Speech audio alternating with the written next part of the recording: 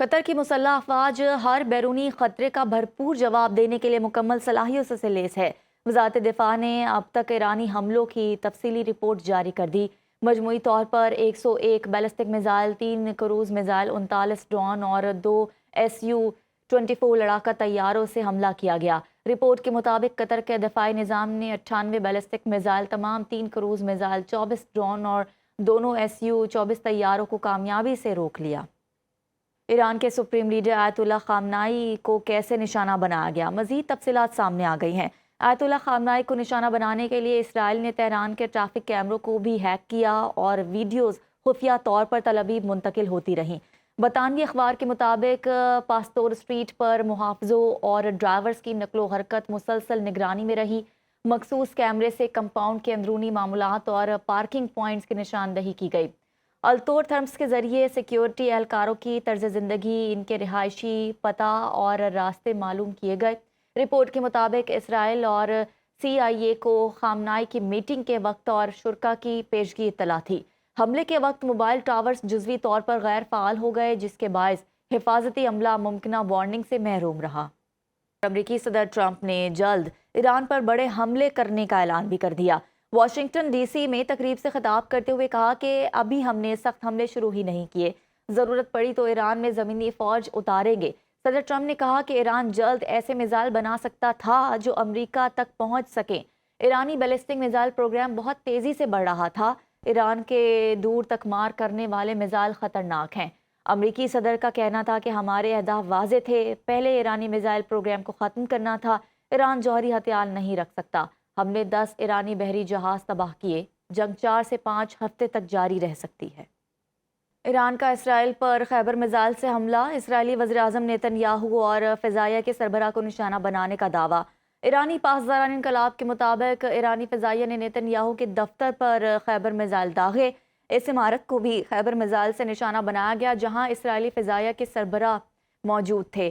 ایران کے وعدہ صادق چہارم آپریشن کے تحت تل ابیب، حیفا اور دیگر شہر دھماکوں سے گونج اٹھے۔ ایرانی پاسداران انقلاب کے گارڈز کا بیان میں کہنا ہے کہ حیفا میں فوجی تنصیبات کو نشانہ بنایا۔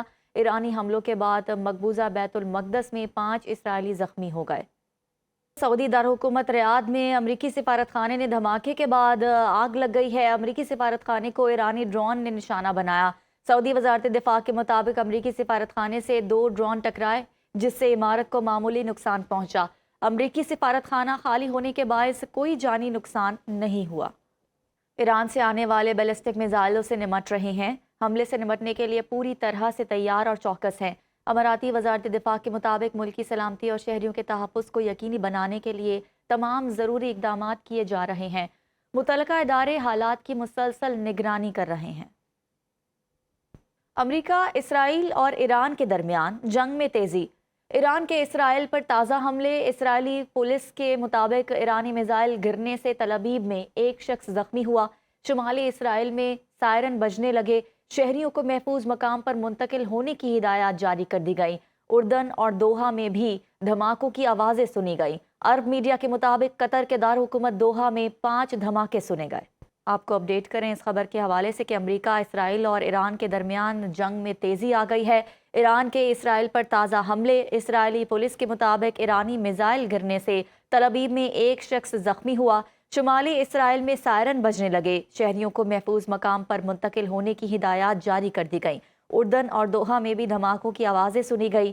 عرب میڈیا کے مطابق قطر کے دارالحکومت دوحہ میں 5 دھماکے سنے گئے۔ امریکہ، اسرائیل اور ایران کے درمیان جنگ میں تیزی۔ ایران کے ایک بار پھر کویت اور دبئی پر حملے۔ پاسداران انقلاب کے مطابق کویت میں عارف جان امریکی فوجی اڈے پر 10 ڈرون سے حملہ کیا گیا۔ ڈرونز نے کامیابی سے اپنے اہداف کو نشانہ بنایا۔ امریکہ، اسرائیل اور ایران کے درمیان جنگ میں تیزی آ گئی۔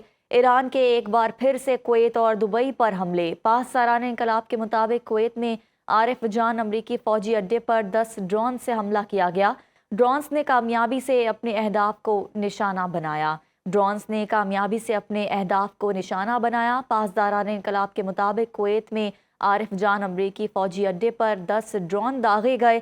امریکہ، اسرائیل اور ایران کے درمیان جنگ میں تیزی آ گئی۔ ایران کے ایک بار پھر سے کویت اور دبئی پر حملے۔